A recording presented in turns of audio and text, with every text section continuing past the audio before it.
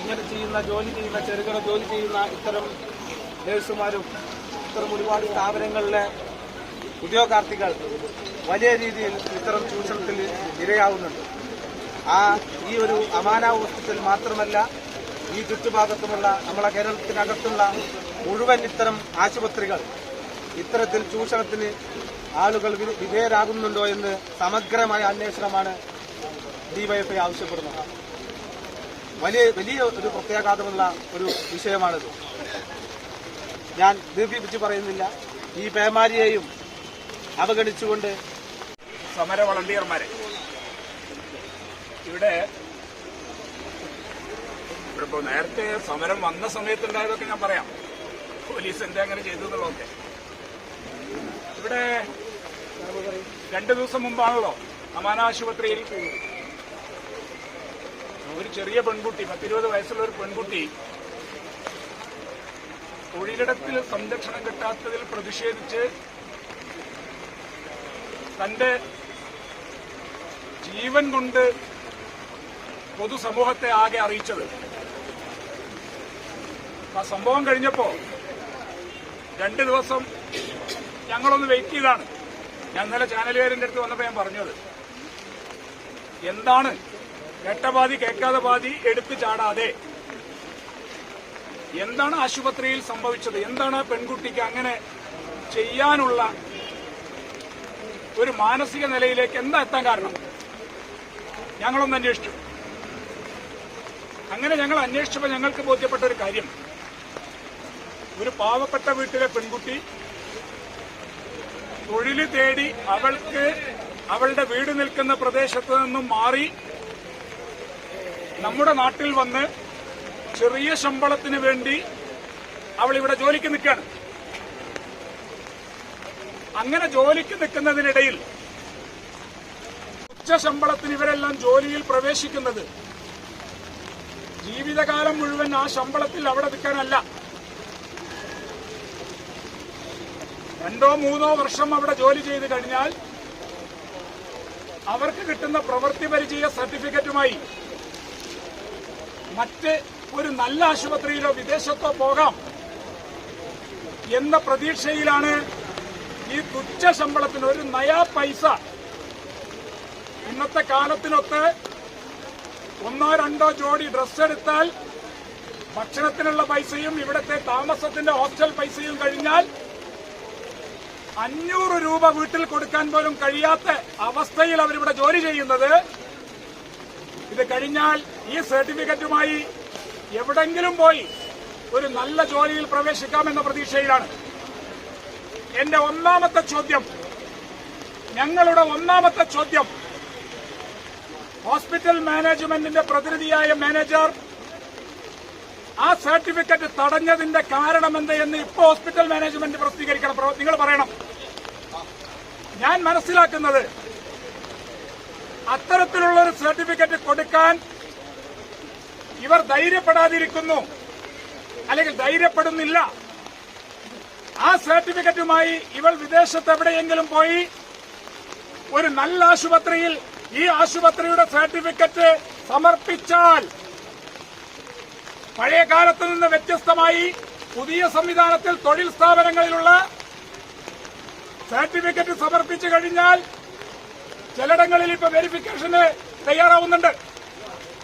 അത്തരത്തിലുള്ള ഒരു വെരിഫിക്കേഷൻ നടത്തിയാൽ എന്റെ മുന്നിലുള്ള മാധ്യമപ്രവർത്തകർ ഇനി നിങ്ങളാണ് അന്വേഷിക്കേണ്ടത്. ഞാൻ സംശയിക്കുന്നു അത്തരത്തിലുള്ള ഒരു വെരിഫിക്കേഷന് ഈ കുട്ടി സർട്ടിഫിക്കറ്റ് കൊണ്ടുകൊടുത്താൽ വെരിഫിക്കേഷൻ നടത്തിക്കഴിഞ്ഞാൽ ഈ എക്സ്പീരിയൻസ് സർട്ടിഫിക്കറ്റ് കൊടുത്ത സ്ഥാപനം അന്ന് നടപടിക്ക് വിധേയമാകുമെന്നുള്ള അവസ്ഥയിലാണ് ഇപ്പൊ പോകുന്നത്. മനസ്സിലായ? ഞാനൊരു സർട്ടിഫിക്കറ്റിൽ ഒപ്പിട്ട് കൊടുത്താൽ അത് കൊടുക്കാനുള്ള അധികാരം എനിക്കുണ്ടോ എന്നുള്ളൊരു പ്രശ്നം ഇവിടെ വരുന്നുണ്ട്. ഇതാ ഞങ്ങൾ മനസ്സിലാക്കുന്നു. പോലീസ് ചില കാര്യങ്ങൾ ഇനി ചെയ്യാനുണ്ട്. ഞങ്ങളെ തടഞ്ഞല്ലോ, നിങ്ങളത് ഏറ്റെടുത്തോ. നിങ്ങളെ കൊണ്ട് ഞങ്ങൾ പറയിപ്പിക്കും. അമിതമായ ആകാംക്ഷയും അമിതമായ കണക്കുകൂട്ടലും ആരും നടത്തണ്ട.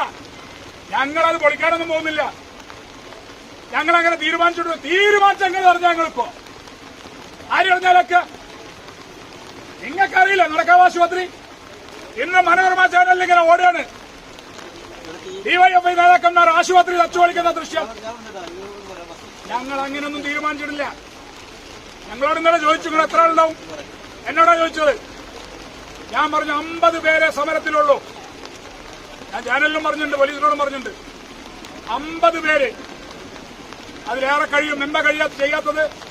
ഇത് പൊതുസമൂഹത്തിന്റെയും ബന്ധപ്പെട്ട അധികൃതരുടെയും ശ്രദ്ധയിൽ കൊണ്ടുവരിക. സമരഞ്ഞ് വേറെ വരാണ്ട്. അത് നിങ്ങൾ മനസ്സിലാക്കി വെച്ചോ. നിങ്ങൾ എങ്ങനെ പോകണം ഞങ്ങളൊന്ന് നോക്കട്ടെ. ഇവിടെ ഞാൻ പറഞ്ഞു വെച്ച ഒന്നാമത്തെ പ്രശ്നം, ഈ മാനേജറെ ഉപയോഗിച്ച് ഇവരെയെല്ലാം വിരട്ടി. ഇവരെ പ്രതീക്ഷിച്ചിരുന്നത് എക്സ്പീരിയൻസ് സർട്ടിഫിക്കറ്റ് ചോദിച്ച 2 കുട്ടികളും നേർക്ക് തട്ടിക്കേറി ഗതിമുട്ടി ഒരു തുണ്ട് കടലാസിൽ നിങ്ങളെ ഈ പണി വേണ്ട എന്ന് എഴുതി കൊടുത്താണ് ഇറങ്ങിപ്പോകുന്ന കരുതിയത്. 2ാമത്തെ കുട്ടി ഇന്നലെ ഇറങ്ങിപ്പോയല്ലോ.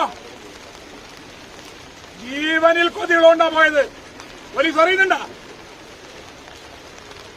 അങ്ങനെ പോയാൽ ഇവർക്കിത് കൊടുക്കാനുള്ള അധികാരമില്ല എന്നുള്ളത് അപ്പൊ അവിടെ മറച്ചുവെച്ചു.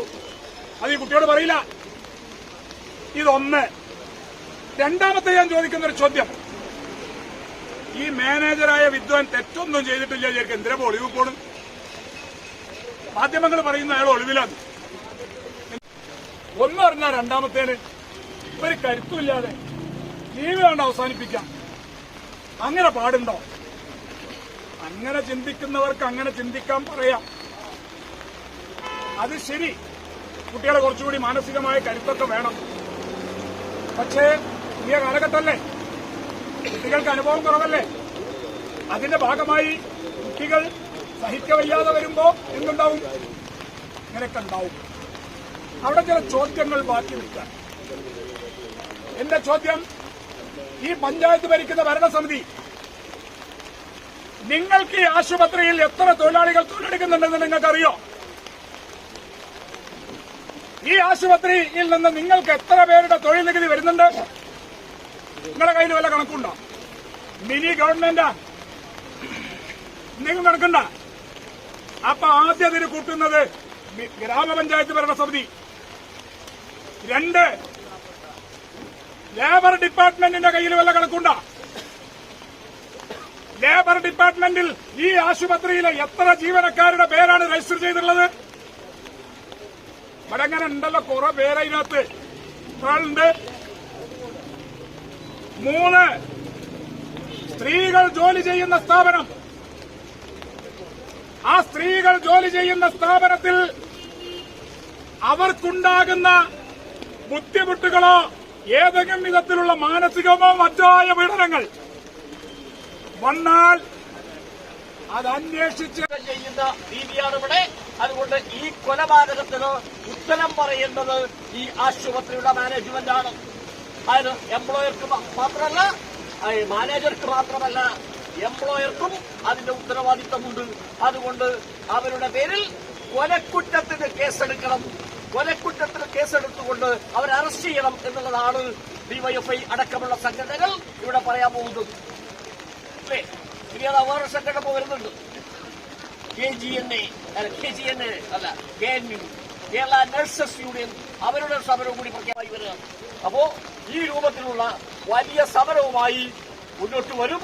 അല്ലെങ്കിൽ വളരെ വേഗത്തിൽ തന്നെ നടപടി സ്വീകരിക്കണം. ആ നടപടി സ്വീകരിച്ചില്ലെങ്കിൽ അതിനാവശ്യമായ രൂപത്തിലേക്ക് ആശുപത്രി പ്രവർത്തിക്കാൻ അനുവദിക്കാത്ത തരത്തിലേക്കുള്ള പ്രക്ഷോഭവുമായി മുന്നോട്ട് പോകും. ജനങ്ങളുടെ സുരക്ഷയാണ് ഇവിടെ പ്രശ്നം. ഇത്തരം ആശുപത്രികളിൽ ജനങ്ങൾക്ക് എന്ത് വേണം? സുരക്ഷ വേണം. അതിനാണ് ആശുപത്രി. പക്ഷേ ഇവിടെ ജനങ്ങളെയും തൊഴിലാളികളെയും ചൂഷണം ചെയ്യുന്ന ഒരു കേന്ദ്രമായി മാത്രം ഇത് മാറുന്നു. ഇത് അവസാനിപ്പിക്കണം. ഇതിനെ അവസാനിപ്പിക്കാൻ ഡിവൈഎഫ്ഐയും മഹിളാ അസോസിയേഷനും മാത്രമല്ല, ഈ രാജ്യത്തെ കുറ്റിപ്പുറത്തെ പ്രദേശത്തുള്ള മുഴുവൻ ആളുകളും ഇതിന്റെ മുൻപന്തിയിലേക്ക് വരണം എന്ന് മാത്രം അഭ്യർത്ഥിച്ചുകൊണ്ട് ഈ സമരം ഉദ്ഘാടനം ചെയ്ത് അറിയിച്ചുകൊണ്ട് ഞാൻ അവസാനിപ്പിക്കുന്നു.